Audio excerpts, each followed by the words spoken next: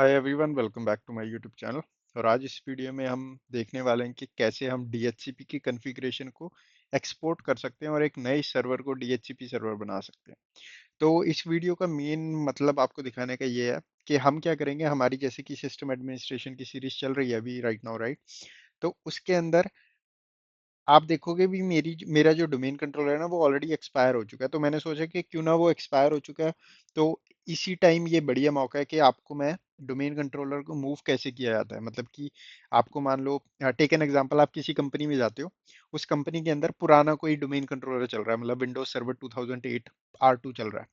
Right now देखोगे हम जो अपनी लैब एनवायरनमेंट में यूज कर रहे हैं, जैसे कि हम ये वाला जो डोमेन कंट्रोलर यूज कर रहे हैं, ये है हमारा विंडोज सर्वर 2022 पे, जो कि लेटेस्ट वर्जन है विंडोज सर्वर का।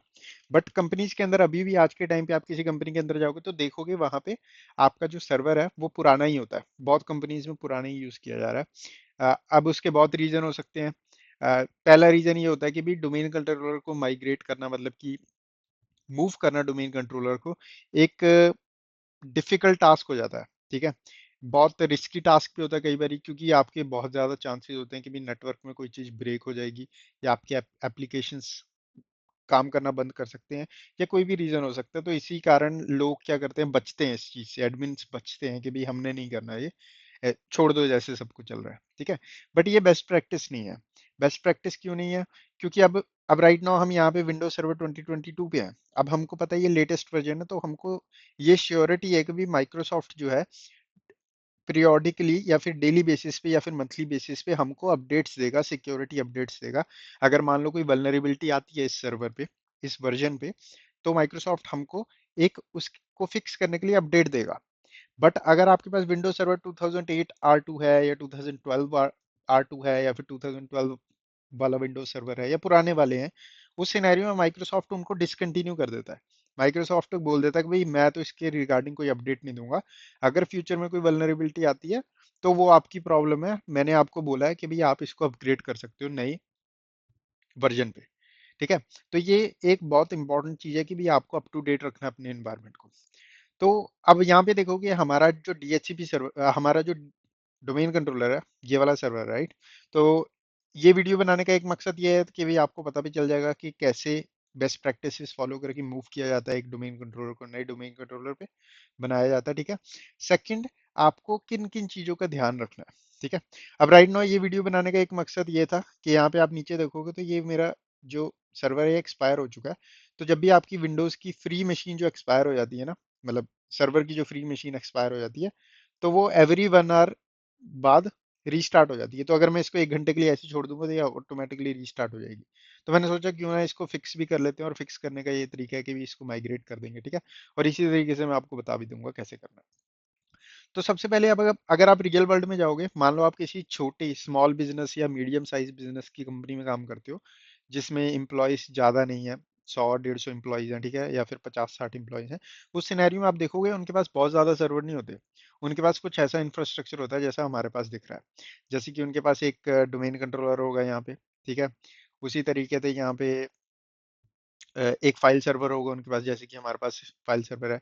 वैसे ही एक आधा सर्वर और होगा बैकअप वगैरह के लिए। बट ऐसे नहीं होगा कि भाई उनके पास डेडिकेटेड DNS सर्वर है, या डेडिकेटेड फाइल सर्वर है, डेडिकेटेड DHCP सर्वर है। बड़ी कंपनीज में होता है ऐसा। ठीक है, जहाँ पे छोटी कंपनी होती है, small to medium size business, वहाँ पे उनके पास इतने रिसोर्सेज नहीं होते कि भाई वो इतना ज़्यादा इन्वेस्ट कर सके। तो वो क्या करते हैं, एक ही सर्वर पे ज़्यादातर रोल्स इंस्टॉल करते हैं। अब टेक एन एग्जांपल, आपका ये सर्वर है हमारे सिनेरियो में, इस सर्वर के ऊपर DHCP जो है रन हो रहा है। ठीक है, और इसी सर्वर पे DNS भी रन हो रहा है, और एक्टिव डायरेक्टरी का काम भी कर रहा है। तो सबसे पहला काम हमको कंसिडरेशन में लेना है, जब भी हम माइग्रेट करेंगे कभी भी पुराने सर्वर से नए सर्वर पे, सबसे पहले हमको मेक श्योर करना है कि हम उसके रोल्स को धीरे धीरे करके ट्रांसफर करें। ऐसे नहीं है कि एक ही रात में सारा कुछ कर दिया, नहीं। तो सबसे पहले हम DHCP को माइग्रेट करेंगे, एक नया सर्वर बनाएंगे, उसके ऊपर DHCP को माइग्रेट कैसे करना है बेस्ट प्रैक्टिसेस के अकॉर्डिंग वो करके देखेंगे, और उसके बाद आगे चलते हैं। तो यहाँ पे क्या करा है, यहाँ पे ये मेरा DC सर्वर है, इसकी तरह से मैंने एक और यहाँ पे डोमेन कंट्रोलर के लिए इमेज बनाई है। यहाँ पे अभी मैंने कुछ नहीं किया है, सिर्फ जैसे विंडोज को इंस्टॉल करते हैं ना, वैसे इंस्टॉल किया है, जैसे विंडोज सर्वर को इंस्टॉल करते हैं। तो ये वाला वो सर्वर है। यहाँ पे आप देखोगे लोकल एडमिन नहीं है, मतलब ये डोमेन के साथ ज्वाइन भी नहीं है। तो इसके अंदर मैं लॉगिन कर लेता हूँ।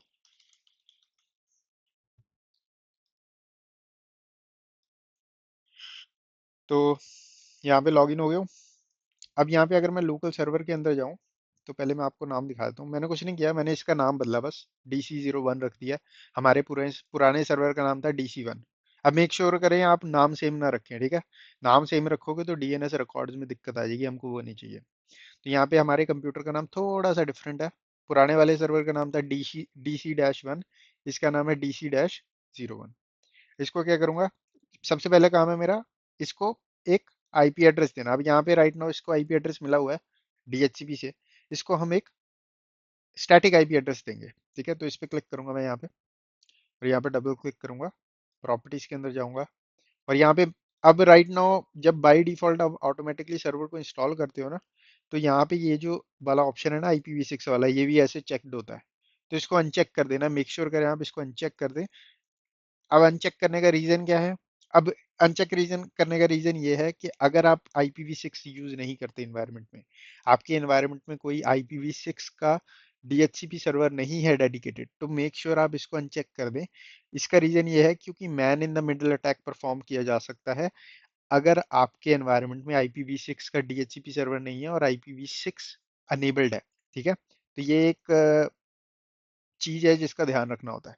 ठीक है, तो यहाँ पे हमारे सिनेरियो में IPv6 का कोई DHCP सर्वर नहीं है, तो मैं नहीं चाहता भी मेरा कंप्यूटर IPv6 की इंफॉर्मेशन मांगे किसी से, तो इसको मैं अनचेक कर दूंगा यहाँ पे। ठीक है, IPv4 के अंदर जाएंगे, डबल क्लिक करके यहाँ पे आईपी एड्रेस दे देंगे। अब यहाँ पे हमको कुछ डिफरेंट आईपी एड्रेस देना है। तो हमारी आईपी की रेंज चल रही थी, अगर आपने सीरीज फॉलो की होगी, तो 192.168 से 20.0/24 का हमारा सबनेट है। तो यहाँ पे हमारा फाइल सर्वर है, जो फाइल सर्वर को हमने आईपी एड्रेस दिया है 20.11। हमारा जो मेन डोमेन कंट्रोलर है, ये वाला, इसको आईपी एड्रेस मिला हुआ है, इस वाले डोमेन कंट्रोलर को आईपी एड्रेस मिला है 20.10। तो इस वाले को हम 20.13 दे देंगे। ठीक है, स्टैटिक रेंज में से ही दे रहे हैं, तो यहाँ पे दे देता हूँ मैं 20.13।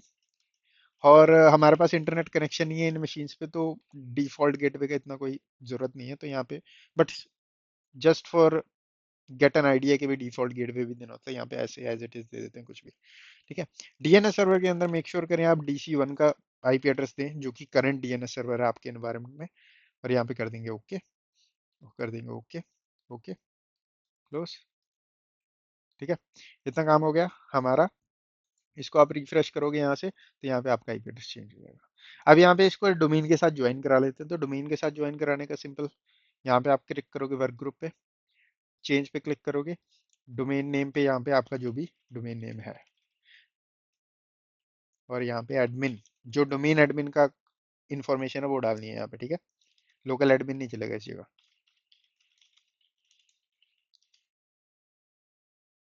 ये बोल देगा भी वेलकम टू शर्मा.लोकल, मतलब कि हम डोमेन के साथ ज्वाइन हो गया। ओके कर देंगे, क्लोज कर देंगे, और यहाँ से आपको सिंपल रीस्टार्ट कर देना है। अब यहाँ पे एक चीज बता देता हूँ मैं आपको, कि आपको कंप्यूटर नेम पहले चेंज कर लेना है। ठीक है, कंप्यूटर नेम चेंज कर लेना, आईपी एड्रेस उसको स्टैटिकली दे देना, फिर डोमेन के साथ ज्वाइन करवाना है। ठीक है, जैसे मैंने सीक्वेंस बताया, पहले कंप्यूटर नेम चेंज करोगे, उसके बाद आपको सिस्टम को रिबूट करना पड़ेगा, उसके बाद आप उसका आईपी एड्रेस दोगे प्रॉपर स्टैटिक आईपी एड्रेस, उसके बाद आप इसको डोमेन के साथ ज्वाइन कराओगे। ठीक है, यहाँ पे इसको मैं रीस्टार्ट कर लेता हूँ, और जैसे ही मैं लॉगिन स्क्रीन पे आऊंगा, उसके बाद देखते हैं कि आगे क्या करना है हमको। तो यहाँ पे हमारा हो गया सिस्टम रीबूट, इसके अंदर लॉगिन कर लेते हैं, और यहाँ पे अदर यूजर पे क्लिक करूंगा मैं, और यहाँ पे अपने डोमेन एडमिन के अकाउंट के साथ लॉगिन कर लूंगा।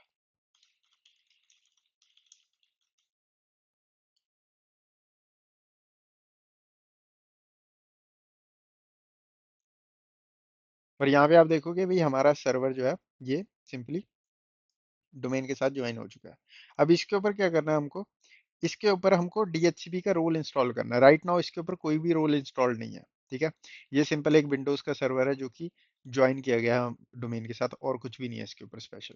तो इसको डोमेन के साथ ज्वाइन करने के लिए क्या करेंगे हम, यहाँ पे मैनेज, डोमेन के साथ ज्वाइन करने के लिए नहीं, सॉरी, यहाँ पे DHCP सर्वर का रोल इंस्टॉल करने के लिए यहाँ पे मैनेज पे क्लिक करेंगे हम, ऐड रोल्स एंड फीचर्स पे क्लिक करेंगे, फिर नेक्स्ट, नेक्स्ट, दोबारा नेक्स्ट, और यहाँ पे हमको DHCP सर्वर वाला जो रोल दिख रहा है इसको चेक कर लेंगे, ऐड फीचर्स पे क्लिक करेंगे, नेक्स्ट, नेक्स्ट, दोबारा नेक्स्ट, एंड इंस्टॉल। सिंपल, यहाँ पे ये रोल इंस्टॉल हो रहा है, जब तक इसको इंस्टॉल होने देते हैं। और अब हम चलते हैं अपने पुराने DC1 सर्वर पे। अब पुराने DC1 सर्वर पे जाते हैं, और यहाँ पे इसको जाके थोड़ी स्क्रीन बड़ी कर लेते हैं इसकी, और यहाँ पे पहले मैं आपको DHCP स्कोप दिखाता हूँ, करंट स्कोप क्या है। तो स्कोप चेक करने के लिए क्या करना होता है, आपको सर्वर मैनेजर में आना। दोबारा ये सर्वर मैनेजर है, इसको सर्च कर सकते हो आप यहाँ से। सर्वर मैनेजर भी सर्च करोगे तो यहाँ पे आपको आ जाएगा इस तरीके से, ये वाला। तो इसके अंदर DHCP स्कोप चेक करने के लिए यहाँ पे टूल्स पे क्लिक करूंगा, DHCP पे क्लिक करूंगा, और उसके बाद यहाँ पे हमारा ये DC1 जो है, मतलब कि हमारा ये जो सर्वर है, इसको एक्सपेंड करूंगा यहाँ पे, IPv4 को एक्सपेंड करूंगा। और यहाँ पे आप देखोगे कि हमारे पास एक स्कोप है, ठीक है, जो हमारे नेटवर्क का स्कोप है।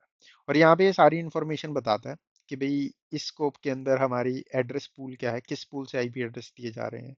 एड्रेस लीसेस, राइट नाउ कोई लीज नहीं है, क्योंकि किसी ने भी आईपी एड्रेस नहीं लिया हमारे से। रिजर्वेशन के अंदर हमारे पास कोई रिजर्वेशन नहीं है, ठीक है। तो यहाँ पे क्या करते हैं, हम एक और स्कोप बनाते हैं। टेक एन एग्जांपल, आप ऐसे इन्वायरमेंट में जाते हो जहाँ पे आपको एक से ज्यादा स्कोप मिलते हैं, ठीक है। तो यहाँ पे एक नया स्कोप बना लेते हैं। नेक्स्ट पे क्लिक करता हूँ, यहाँ पे इसका नाम दे देता हूँ गेस्ट डैश नेटवर्क।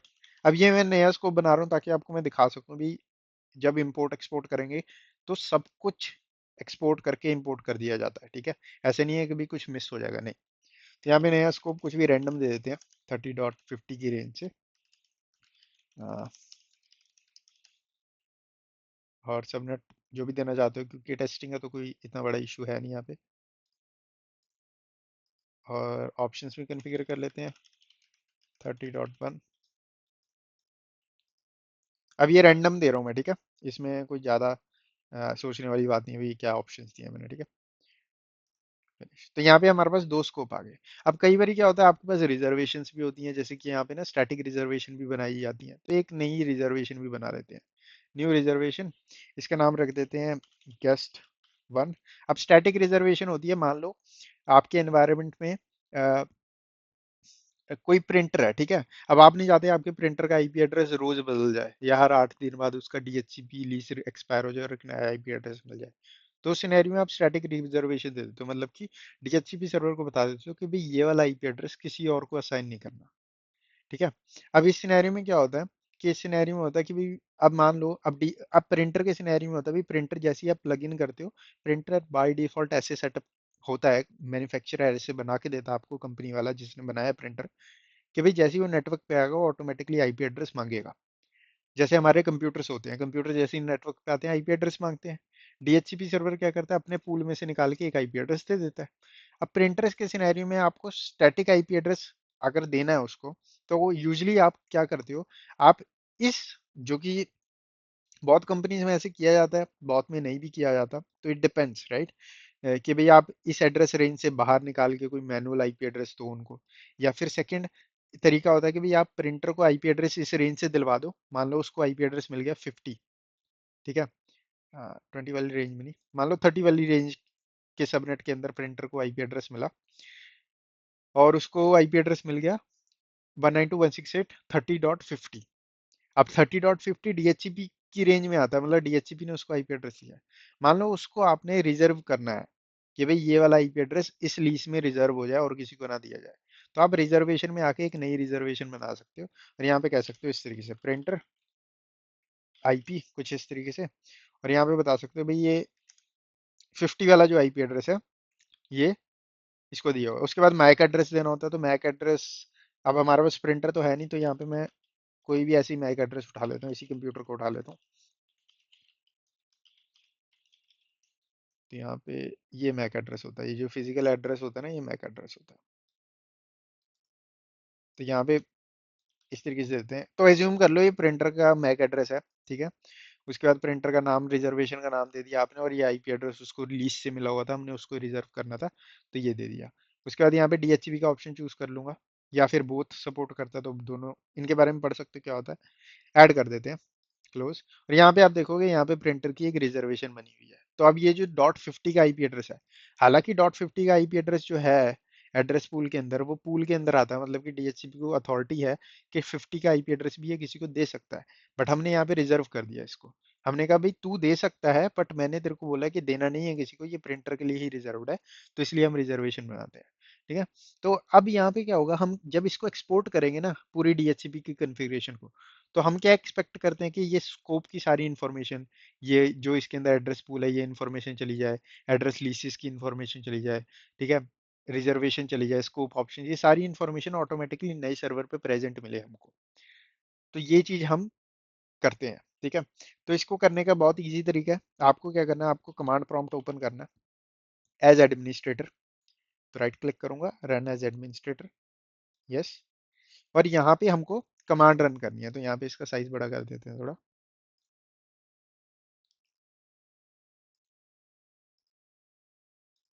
तो यहाँ पे हमको कमांड रन करनी है, और कमांड का नाम है यहाँ पे एक्सपोर्ट करने के लिए। अब हमारी इस सर्वर से एक्सपोर्ट करेंगे हम कॉन्फ़िगरेशन, हमारे इस सर्वर पे डीएचसीपी चल रहा है ना, तो उस पे ये वाली कमांड रन करनी है। कमांड है हमारी net S H DHCP server export. उसके बाद आपको लोकेशन बनानी है भाई, कहाँ पे वो वाली एक्सपोर्ट की फाइल बनाई जाए। तो यहाँ पे मैं बोल देता हूँ भाई सी ड्राइव में बना दो एक, और इसका नाम रख दो डीएचसीपी, ठीक है, सिंपल। डॉट एक्सएमएल फॉर्मेट के अंदर होती है ऑल। तो यहाँ पे कमांड समझा देता हूँ मैं, कमांड क्या कर रही है। ये वाली जो कमांड है net S H DHCP server export, ये बताती है इस सिस्टम को कि भाई अपने डीएचसीपी सर्वर की कॉन्फ़िगरेशन में जाओ और एक्सपोर्ट कर दो। और उसके बाद यहाँ पे जो ऑल लिखा है, मतलब कि ऑल जो भी आपको मिलता है उसके अंदर, इस कॉन्फ़िगरेशन के अंदर सब कुछ एक्सपोर्ट कर दो। और यहाँ पे हम बता रहे हैं कहाँ पे एक्सपोर्ट करना है। एक फाइल बना दो, उसका नाम रख दो dhp.xml, और लोकेशन को क्या होगी, इस सिस्टम पे सी ड्राइव जो है उधर जाके एक फाइल बना दो। तो यहाँ पे अगर मैं एंटर करता हूँ,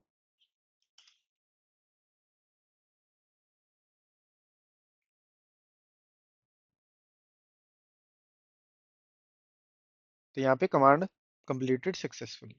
और यहाँ पे अगर मैं इस सर्वर पे जाता हूँ, मतलब कि अपने फाइल एक्सप्लोरर पे जाता हूँ, दिस पीसी पे जाता हूँ, लोकल सी ड्राइव के अंदर जाऊंगा, तो यहाँ पे मेरे को डीएचसीपी की एक फाइल मिल गई, ठीक है।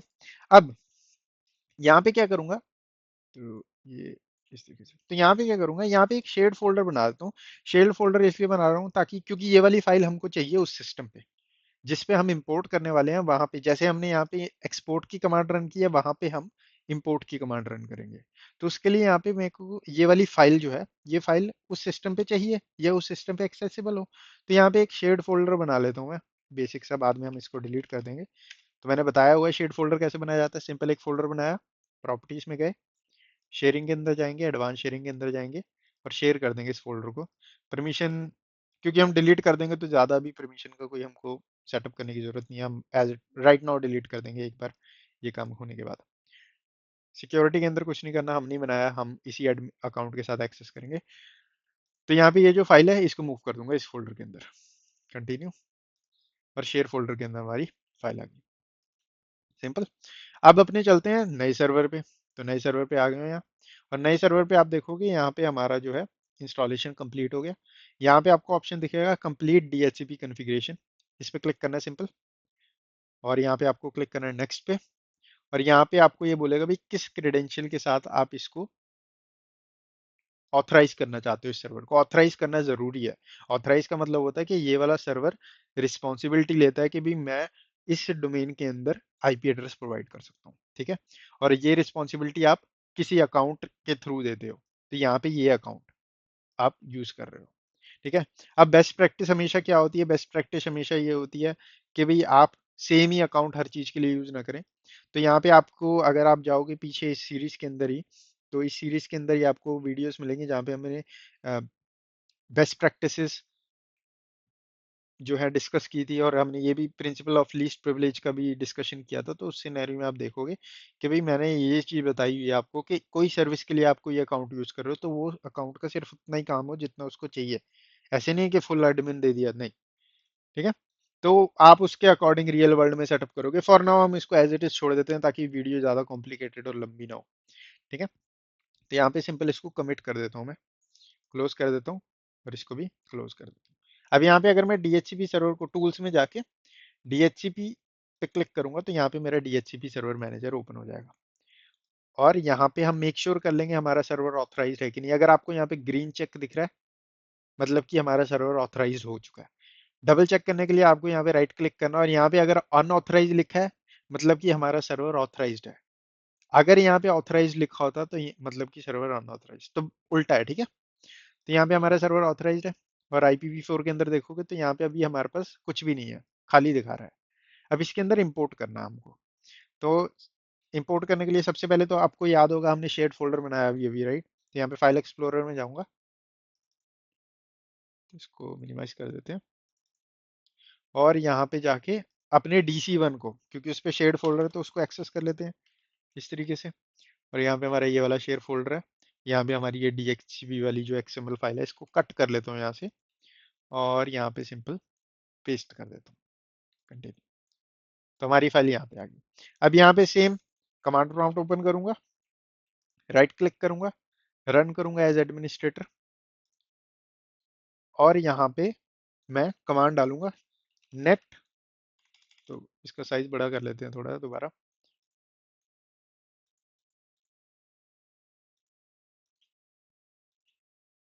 यहाँ पे कमांड डालूंगा नेट SH DHCP सर्वर, इस तरीके से। उसके बाद मेरे को डालनी है इम्पोर्ट, उधर हमने एक्सपोर्ट डाली थी, इधर इम्पोर्ट, ठीक है। और C बैकस्लैश लोकेशन डालनी है जहाँ पे हमारी फाइल पड़ी है, DHCP.XML, इस तरीके से। और उसके बाद मेरे को ऑल कमांड डालनी है, एंटर मारना है।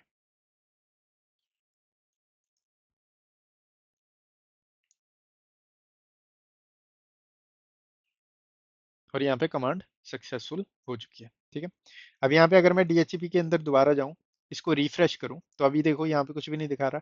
जैसे ही मैं रिफ्रेश करूंगा तो यहाँ पे मेरी सारी इन्फॉर्मेशन आ गई, सेम इन्फॉर्मेशन आई है।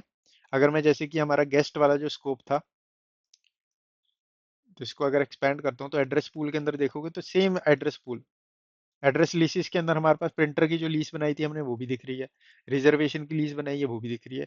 तो इस तरीके से अब हमारा पहला जो स्टेप था अपने सर्वर को, पुराने सर्वर को हटाने का, वो उसके पास पहुंच गए हैं हम ऑलमोस्ट, ठीक है। पहला स्टेप हमने कंप्लीट कर लिया भाई, पहली सर्विस हमने सक्सेसफुली मूव कर दी, हमने DHCP की कॉन्फ़िगरेशन मूव कर दी। अब रियल वर्ल्ड में इतना इजी ही होता है, कोई ऐसा नहीं है कि बड़ा सिरदर्दी वाला काम है, नहीं, ठीक है। अब यहाँ पे एक चीज का मैं आपको हमेशा चीज बताता हूँ कि बैकअप, बैकअप मैंने डिस्कस किया हुआ पहले भी, पिछली वीडियोस में भी। बैकअप एक बहुत इंपॉर्टेंट है। अगर यहाँ पे कोई मैसअप हो जाता है, कोई प्रॉब्लम आ जाती है, तो आपके पास बैकअप का ऑप्शन है कि भाई आप रोल बैक कर सकते हो, ठीक है। उसके बाद आपके पास होता है स्नैपशॉट्स। अब जैसे यहाँ पे मैं ESXi नहीं यूज कर रहा, मैं प्रॉक्समॉक्स यूज कर रहा हूँ, ये फ्री वर्चुअल एनवायरनमेंट के लिए यूज होता है, ठीक है, फ्री सॉफ्टवेयर है। वैसे VMware का भी आता है सॉफ्टवेयर, जिसको हम बोलते हैं VMware ESXi, vSphere ESXi, right. वैसे ही हमारा हाइपर वी का भी आता है, और डिफरेंट डिफरेंट ब्रांड है। तो उनका भी सेम तरीके का ही काइंड ऑफ इंटरफेस दिखता है। हाइपर वी को हम डिस्कस कर लेंगे ताकि आपको आइडिया मिल जाए। बट उनका भी सेम इंटरफेस दिखता है, जिसके अंदर ना आपको ऑप्शन मिलते हैं, जैसे कि मान लो यहाँ पे आप स्नैपशॉट लेना चाहते हो किसी मशीन का, तो यहाँ पे आप टेक स्नैपशॉट पे क्लिक कर सकते हो, स्नैपशॉट ले सकते हो। वो क्या करेगा, वो point in time right now अगर आप स्नैपशॉट लोगे तो इस पिक्चर को ले लेगा पूरे के पूरे सिस्टम की। और अगर आप कोई गलती करते हो तो रोल बैक कर सकते हो, तो ये ऑप्शन होता है आपको। बट इट डिपेंड्स कि कौन सा सॉफ्टवेयर आप यूज कर रहे हो कंपनी में वर्चुअलाइजेशन के लिए। कई कंपनीज वर्चुअलाइजेशन यूज भी नहीं करती, जैसे कि मैंने बताया छोटे एनवायरनमेंट जो होते हैं, ठीक है, जिसमें सिर्फ 30 40 या 50 एम्प्लॉयज हैं, तो उस सिनेरियो में वर्चुअलाइजेशन के लिए पे करते ही नहीं है। उन्होंने एक फिजिकल सर्वर रखा होता है, उसके ऊपर ही मशीनें बनाई होती हैं पुरानी एडमिन्स ने, जो कि आई वुड नॉट रिकमेंड, कि एक अच्छी प्रैक्टिस नहीं है। वर्चुअलाइजेशन एक इंपॉर्टेंट है, एनवायरनमेंट में होनी चाहिए, डजेंट मैटर क्या साइज आपके एनवायरनमेंट का। वर्चुअलाइजेशन आपको एक सेफ साइड देती है, ठीक है, मैनेजमेंट अच्छा प्रोवाइड करती है, रिसोर्सेज को मैनेज करने में आपको दिक्कत नहीं होती, as compared to a physical hardware पे डायरेक्टली इंस्टॉल कर दो सर्वर्स को, ठीक है। इसको हम डिस्कस कर लेंगे, थ्योरी वीडियो होगी है कि वर्चुअलाइजेशन कैसे काम करती है, क्या क्या चीज़ों का हमको ध्यान रखना है, वो बाद में बात की बातें हैं। बट फॉर नाउ हमने इसको कर लिया मूव। अब अब यहाँ पे जब ये मूव हो गया, उसके बाद हमको क्या करना है, हमको अपने पुराने सर्वर पे जाना है। अब पुराने सर्वर से हमको DHCP की इन्फॉर्मेशन हटा देनी है। हमको नहीं चाहिए कि ये वाला सर्वर जो है DHCP का काम करे आगे से। तो यहाँ पे मैं पुराने सर्वर में सर्विसेज के अंदर जाऊंगा, यहाँ पे आपको सिंपल सर्च में सर्विसेज क्लिक करना है, सर्च करना है इस तरीके से। इस पे क्लिक करते हैं, और यहाँ पे हमको एक सर्विस मिलेगी DHCP वाली। तो यहाँ पे अगर मैं कोई भी चीज़ सिलेक्ट करके डी दबाता हूँ, तो यहाँ पे डी दबाता जाता हूँ, तो यहाँ पे मेरे को DHCP की सर्विस मिलेगी, ये वाली DHCP सर्वर। इसको राइट क्लिक करके इसकी प्रॉपर्टीज में जा सकता हूँ और इसको मैं स्टॉप कर सकता हूँ और इसको मैं डिसेबल कर दूंगा इस तरीके से। अब ये सर्विस क्या है, ये सर्विस बेसिकली कह रही है कि ये सर्विस ना ही जब आपका सिस्टम रीबूट होगा तो ये ऑटोमेटिकली स्टार्ट भी नहीं होगी, और आपकी ये वाली जो सर्विस है ये स्टॉप हो चुकी है, मतलब कि अब ये डीएचसीपी सर्वर का काम नहीं कर रहा। ऑलराइट, एक चीज तो आपको ये कर लेनी है। सेकंड चीज, आपको यहाँ पे अपने डीएचसीपी सर्वर के अंदर जाना है मैनेजमेंट कंसोल में, और यहाँ पे आप देखोगे तो यहाँ पे आपकी ये पूल गायब हो गया है। राइट, तो ये दो चीजें आपको कर लेनी है। आप जैसे ये करोगे आपका ये वाला सर्वर डीएचसीपी का काम नहीं करेगा। ऑलराइट, अब राइट नाउ सिर्फ हमने डीएचसीपी मूव किया है, हमको ये सर्वर अभी भी चाहिए एक्टिव डायरेक्टरी के लिए, हमको ये अभी भी चाहिए डीएनएस के लिए। तो अभी हम इसको मूव नहीं करने वाले, है ना। अभी नेक्स्ट वीडियो में हम देखेंगे कि डीएनएस और एक्टिव डायरेक्टरी को कैसे मूव किया जाता है, फिज्मो रोल्स क्या होते हैं, उनके बारे में बात करेंगे। अब लास्ट स्टेप जो मैं बताना चाहता हूँ यहाँ पे कि भाई इसको, जो हमने शेड फोल्डर बनाया था ना, इसको डिलीट कर देते हैं, क्योंकि हमको मिसकॉन्फ़िगरेशन नहीं रखनी है सिस्टम में। ठीक है, तो ये इस तरीके से क्लीन अप कर दिया हमने। अब लास्ट चीज हमको क्या करना है, हमको कोई भी एक क्लाइंट मशीन ओपन कर लेनी है, जैसे कि ये वाली, इसको स्टार्ट कर लेते हैं। ओके, तो यहाँ पे मैं साइन इन कर लेता हूँ। तो यहाँ पे सिंपल मैं लोकल एडमिन के अकाउंट के साथ ही साइन इन कर लेता हूँ, हमको सिर्फ डीएचसीपी की टेस्टिंग करनी है, राइट।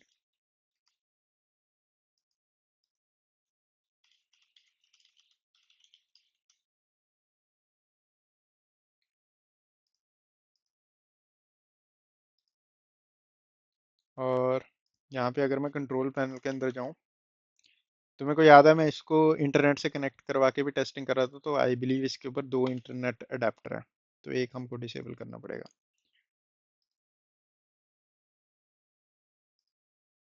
हाँ, तो ये वाला जो अडेप्टर है ना, ये इंटरनेट के लिए है, तो इसको मैं डिसेबल कर देता हूँ और इस वाले को अनेबल कर देता हूँ। और इसकी आपको सेटिंग दिखा देता हूँ कि ये अब यहाँ पे ऑटोमेटिकली शर्मा डॉट लोकल आ गया, मतलब कि हमारा जो है आईपी एड्रेस मिल चुका है, बट फिर भी आपको दिखा देता हूँ कि भी मैनुअली नहीं दिया गया है, ये ऑटोमेटिकली दिया गया है। ठीक है, तो यहाँ पे आप देखोगे इस तरीके से। और कनेक्टिविटी हम अभी हमारी अभी भी डोमेन के साथ बनी हुई है। कमांड प्रॉम्प्ट ओपन कर लेते हैं और आईपी कन्फिग कमांड डालते हैं, तो यहाँ पे आप देखोगे मेरे को आईपी एड्रेस मिल रहा है 20.50 की। ठीक है, उसके बाद अगर मैं C L S N S lookup करूँ, एन एस लुकअप के बाद 192.168 20.10 करूँ, तो यहाँ पे मेरा रिजॉल्व भी हो रहा है। ठीक है, पिंग भी कर सकते हैं हम, पिंग DC-01 जो कि हमारा नया सर्वर है। ठीक है, उसको पिंग करूँ तो यहाँ पे आईपी एड्रेस ले रहा है। अब पिंग के रिजल्ट क्यों नहीं दे रहा, पिंग के रिजल्ट इसलिए दे रहा है क्योंकि बाय डिफॉल्ट जो है आईसीएमपी ब्लॉक करता है विंडोज की फायरवॉल। ठीक है, तो यहाँ पे इस तरीके से, तो यहाँ पे रिजॉल्व हो रहा है। ठीक है, अब एक और चीज बता देता हूँ, जैसे कि अगर मैं फाइल सर्वर पे जाना चाहूँ, तो फाइल सर्वर तो मेरा बंद है, राइट। DC-1 पे चले जाते हैं, तो ये पासवर्ड मांग रहा है, एडमिन एसएस का पासवर्ड डाल देते हैं, हमारा जो एडमिन का अकाउंट है। तो यहाँ पे मैं एक्सेस कर पा रहा हूँ DC-1 को भी, तो मतलब कि हमारा डीएचसीपी का काम हो रहा है बढ़िया तरीके से। और यहाँ पे आप देखोगे कि DC-1 जो है डीएचसीपी का काम हैंडल नहीं कर रहा है एनीमोर।